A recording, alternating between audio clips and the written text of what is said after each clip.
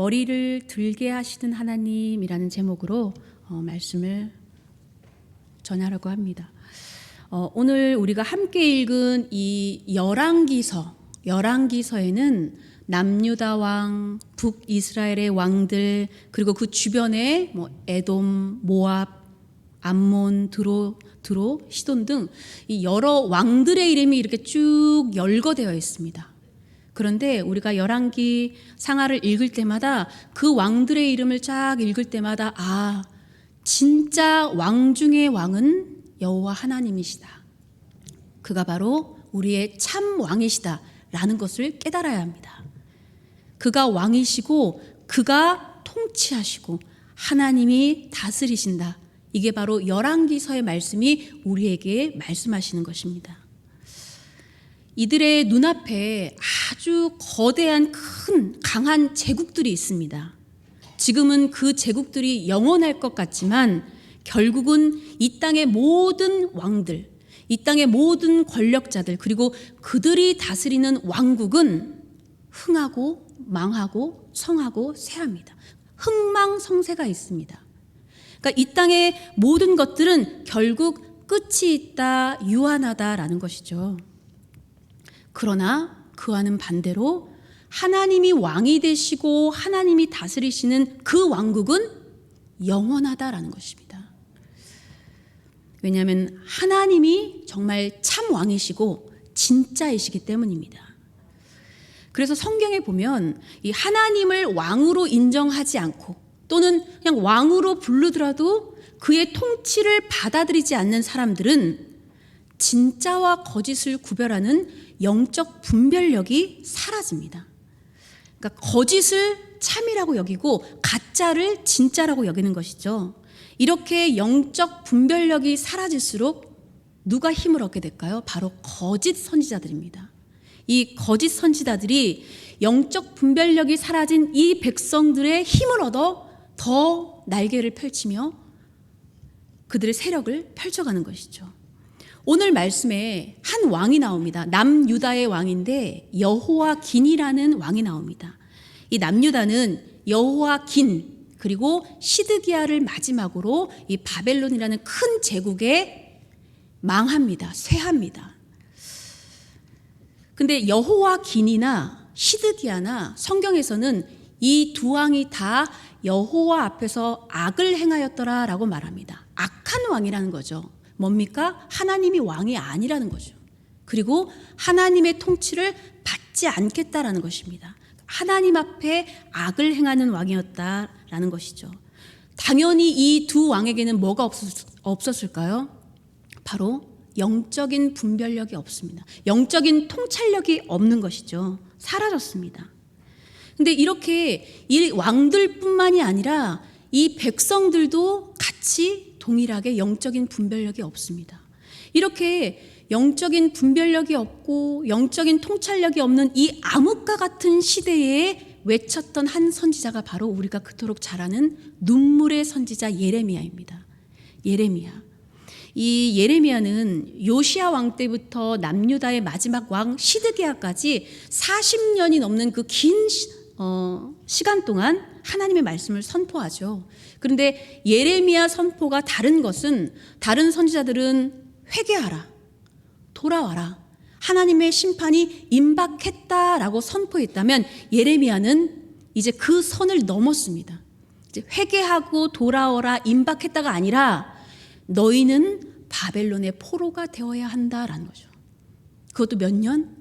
70년이라는 시간 동안 너희들은 바벨론의 왕을 섬겨야 한다입니다.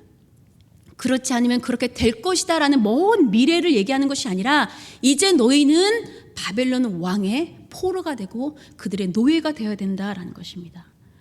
이 70년이라는 시간, 엄청 긴 시간이죠. 이 70년의 시간은 이 남유다에 이제 차고 넘쳐서 이제 받을 그릇도 없는 넘쳐나는 그들의 죄악으로 인한 하나님의 징계의 시간이 바로 이 70년입니다. 그 시간 동안 노예로 살아야 되는 것이죠. 노예. 이미 남유다에 사는 백성들이라면 어린아이부터 시작해서 왕까지 어른까지 모든 이들이 예레미야의 이 예언의 선포의 말씀을 모르는 자가 없습니다. 다 압니다. 남유다에 사는 모든 사람들이 우리가 바벨론의 포로로 70년의 시간을 보내야 되는 것을 아무도 듣지 못한 자가 없습니다. 모두 들었습니다. 그러나 이들은 귀가 닫혔습니다. 분별하지 못합니다. 이것이 참인지 거짓인지 분별을 못하는 것이죠. 예전에 이 백성들은 실제로 애굽에서 노예였습니다. 노예인 이 백성을 하나님이 들어 올리셨죠. 무엇으로? 자유민으로. 나의 자유민의 백성으로, 하나님의 백성으로 하나님이 들어 올리셔서 구별하시고 하나님의 법으로 이들을 세우셨습니다. 그래서 제사장 나라, 왕 같은 그런 제사장 나라를 만들고자 하셨죠. 그런데 이들은 생수의 근원이 되는 하나님을 버렸습니다. 예레미야가 이 백성을 하나님의 말씀을 통해서 이렇게 비유합니다. 이들이 생수의 근원이 되는 나를 버리고 자기들이 웅덩이를 팝니다. 왜? 그들이 물을 먹으려고. 근데 웅덩이를 팠더니 이 웅덩이가 쓸 수 있는 웅덩이가 아니라 터져버려서 물도 가두지 못하는 그런 헛된 터진 웅덩이였다라는 것입니다. 그러니까 이들의 모든 수고가, 하나님을 떠난 모든 수고가 다 헛될 뿐만이 아니라 그 끝이 악하였다라는 것입니다. 그러면서 또 말씀하시죠. 예레미야를 통해서 내가 이 백성들에게 아주 순전한 종자, 참 종자, 아주 귀한 포도나무 그 상품을 심었는데 너희들은 어찌하여 나에 대해서 이방 포도나무에 악한 가지를 맺느냐, 악한 가지를 여느냐라고 하나님께서 질책하십니다. 이사야도 이렇게 말씀합니다. 극상품 포도나무를 심고 좋은 포도나무가 되기를 기다렸는데, 농부의 심정으로 하나님이 기다렸는데 이들이 들포도를 맺었도다라고 말씀하시죠. 또 그뿐만이 아니라 이들의 죄가 잿물로 씻어도, 또 수많은 비누로 씻어도 내 죄악이 그대로 내 앞에 있도다라고 말씀하십니다. 근데 이런 악한 시대에, 이런 분별력이 없는 시대에 어느 누가 예레미야를 통한 하나님의 이 심판의 메시지를 듣겠냐 하는 것이죠.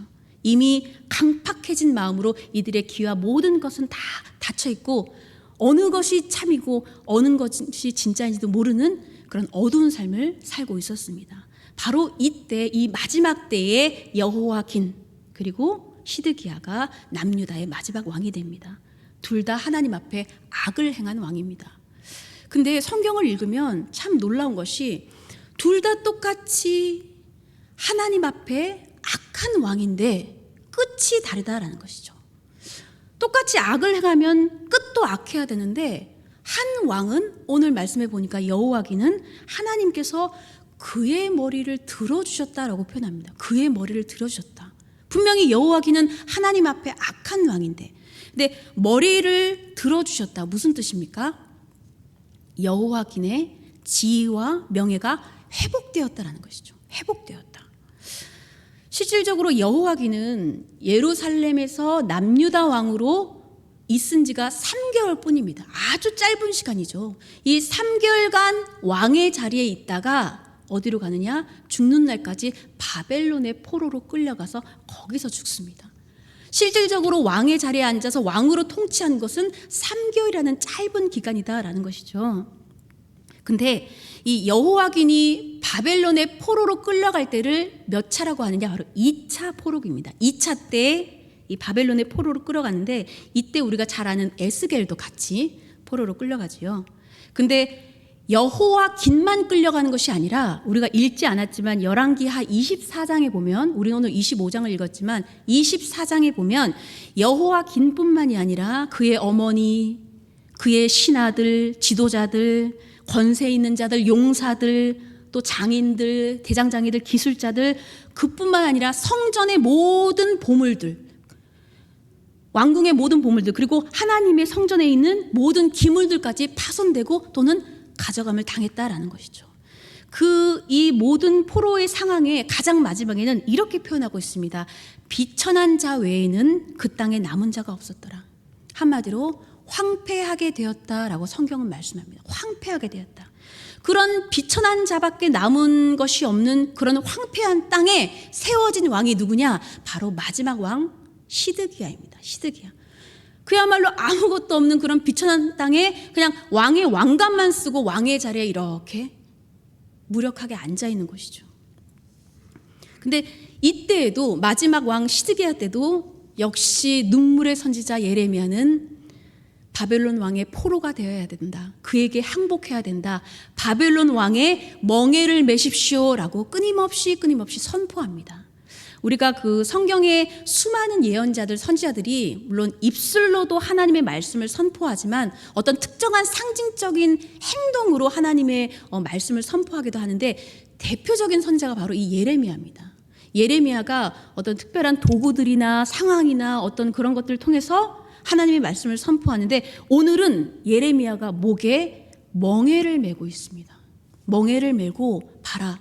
너희들도 이렇게 바벨론 왕의 멍에를 메야 된다. 바벨론 왕의 포로가 돼야 된다라고 말하죠. 그렇지 아니하면 이 멍에를 너희들이 거부하면 하나님께서 너희들을 멸망할 때까지 칼과 기근과 전염병으로 너희들을 멸하시리라라고 선포하지요.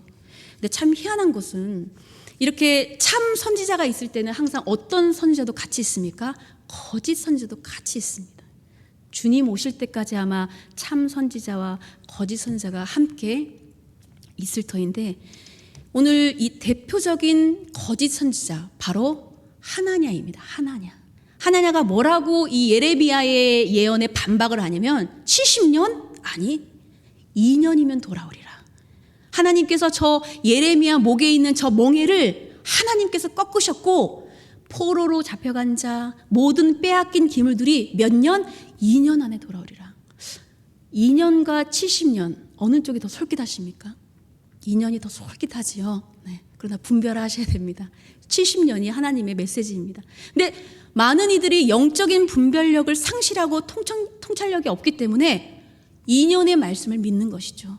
근데 너무나 참 황당한 것은 하나냐가 2년 안에 하나님께서 돌아오게 하리라라는 말씀을 선포했을 때 누가 제일 먼저 크게 아멘 하는 줄 아십니까? 누가 제일 먼저 크게? 예레미야입니다. 말씀에 보면 이 하나냐의 거짓 선포에 예레미야 말씀에 28장에 보면 예레미야가 가장 먼저 아멘 하고 대답합니다. 2년 안에 돌아오리라 하니까 그 누구도 아니고 예레미야가 아멘! 그렇게 여호와의 말씀이 이루어지기를 내가 정말 간절히 바라나이다 라고 예레미야가 아멘 하고 대답하는 것이죠. 나 또한 정말 네 말처럼 하나님께서 그렇게 하시기를 간절히 원하노라 아멘. 어떻게 보면 가장 정말 이렇게 빨리 회복되고 치유되기를 간절히 바라는 사람이 예레미야였구나라는 것을 우리가 알 수 있습니다. 그런데 이렇게 예레미야의 멍에를 꺾어버립니다. 하나냐가. 그랬더니 하나님께서 그 예레미야의 멍에를 꺾어버린 하나냐에게 예레미야를 통해서 말씀하시죠. 네가 지금 예레미야의 목에 있는 바벨론의 나무 멍에를 꺾었느냐? 너는 새 멍에를 메게 되리라. 너는 새 멍에를 메고 바벨론 왕 느부갓네살을 섬기게 되리라 라고 말씀하십니다. 그러니까 하나님께서 이 백성을 징계하기 위해서 멍에를 메게 하셨지만 봤더니 새 멍에가 아니라 그것은 나무 멍에였던 것입니다. 그런데도 버거워서 질 수가 없는 이 백성들을 향해서 그 나무 멍에를 꺾는 하나냐를 향해서 하나님께서 네가 지금 그것을 꺾느냐? 너는 새 멍에를 메게 되리라 라고 말씀하십니다. 그런데 놀랍게도 이 그토록 예레미야가 선포한 나무 멍에를 누가 메는 줄 아십니까? 누가 메죠? 여호와긴 왕이 맵니다. 근데 안타까운 것은 여호와긴 왕이 이왕 메는 거 하나님 맞습니다. 하나님께서 메라 하시는 이 바벨론 왕의 나무멍에 주님 제가 순종하는 마음으로 메겠습니다. 하나님이 왕입니다.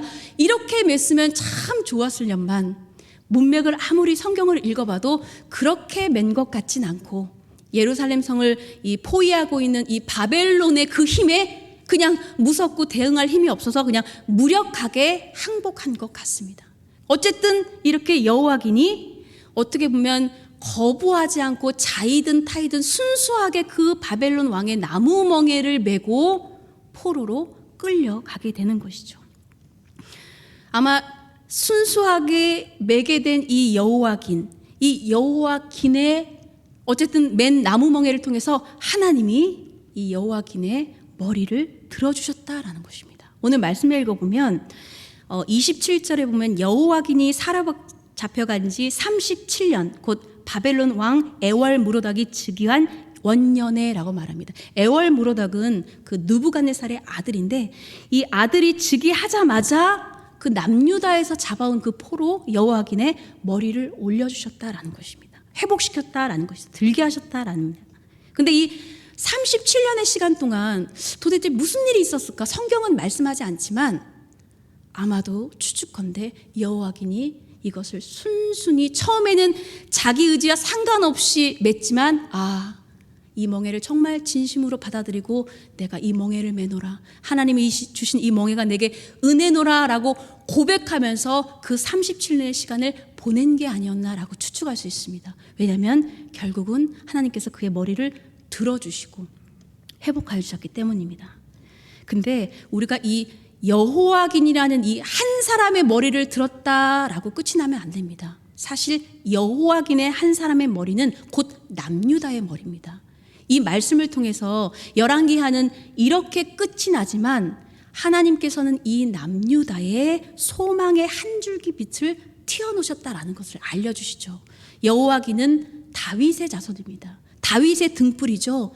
꺼졌는 줄 알았는데 봤더니 다윗의 등불이 희미하게나마 켜져 있었다라는 것은 남유다를 다시 회복하시고 다시 하나님의 자유로운 백성으로 다시 세워주실 것을 이 말씀을 통해서 우리에게 얘기하고 있습니다. 그래서 이 백성이 지금은 포로로 끌려가고 그 목에는 바벨론의 나무 멍에를 맸지만 곧 여호와긴처럼 죄수의 복을 벗을 것이며 포로의 수갑을 풀 것이며 그리고 하나님께로부터 생수의 근원이신 하나님께로부터 쓸 것을 양식을 먹게 될 것이다 라는 것을 우리가 알 수 있습니다. 이 반면에 나무 멍에를 거부했던 시드기야는 어떤 멍에를 찾을까요? 새 멍에를 찾습니다. 우리가 잘 알다시피 이 히스기야는 결국 바벨론의 예루살렘 성을 포위했을 때 성을 두고 도망하다가 붙잡혀서 본인의 눈앞에서 두 아들이 죽고 본인의 눈이 빼진 채로 바벨론의 포로로 끌려가죠. 하나님의 말씀처럼 나무 멍에를 거부한 이 시드기야는 결국 노사슬로 결박되어서 그러니까 새 멍에를 차고 하나님의 말씀대로 바벨론으로 가게 됩니다. 그러니까 멍에를 매야 하는 이 하나님의 심판에 순종하지 않은 왕의 마지막 모습이다라는 것입니다. 어쨌든 이 70년이라는 시간, 이 시간은 우리가 하나님의 징계의 시간만이 아니라 이 백성을 다시 거룩한 나라, 왕 같은 제사장의 나라로 회복시키는 은혜의 시간이 또한 70년의 시간입니다. 하나님께서는 그 믿음의 조상들로부터 꾸준히 약속하셨던 그 약속을 더디지만 결국 신실하게 이루어 가신다는 것이죠. 이게 하나님의 통치입니다. 이게 하나님의 다스림이다라는 것이죠. 지금 우리는 열왕기의 시대와는 같진 않지만 또 우리는 이 시대를 통해서 하나님은 또 우리에게 말씀하십니다. 그러나 그 말씀의 메시지는 뭡니까? 수많은 권력자들이 있고 수많은 왕들이 있고 권세자들이 있지만 참 왕이 누구시냐? 여호와 하나님이시다. 누가 다스리시냐? 여호와 하나님이 다스리신다라는 것이죠. 그럴 때에 우리가 잿물로도 수많은 비누로도 씻을 수 없는 죄를 씻을 수 있게 예수 그리스도를 우리에게 보내주셨다라는 것입니다. 근데 그 예수님께서 우리에게 뭐라 말씀하신 줄 아십니까? 수고하고 무거운 짐진 자들아 다 내게로 오라. 내가 너희를 쉬게 하리라. 나는 마음이 온유하고 겸손하니 나의 멍에를 메라 라고 말씀하십니다. 나의 멍에. 이것은 나무 멍에도 아니요 새 멍에도 아닙니다. 나의 멍에, 바로 구속의 멍에, 영생의 멍에를 메라. 이것은 매면은 쉼을 얻게 되고 내 멍에는 쉽고 내 짐은 가벼움이니라 라고 말합니다. 이 멍에를 거부하지 마십시오. 오늘 하나님께서는 예수 그리스도의 이 멍에, 구속의 멍에를 메라고 우리에게 말씀하십니다. 이 멍에를 메고 우리가 악한 세상 가운데서도 우리의 머리를 들게 하시고 우리를 회복하시고 일으켜 세워주시는 그 하나님의 참 왕의 다스림을 받는 우리 믿음의 사천읍교회 성도님들이 되시기를 주님의 이름으로 축복합니다. 아멘. 하나님 감사합니다. 연약한 우리에게 예수 그리스도의 구속의 멍에를 매게 하시고 참 왕은 하나님이심을 또 그의 다스림을 인정하게 하시니 감사합니다. 순종하는 마음으로, 자원하는 마음으로, 기쁨의 마음으로 일평생 이 영생의 멍에를 매게 하여 주시옵소서. 예수님의 이름으로 기도드립니다.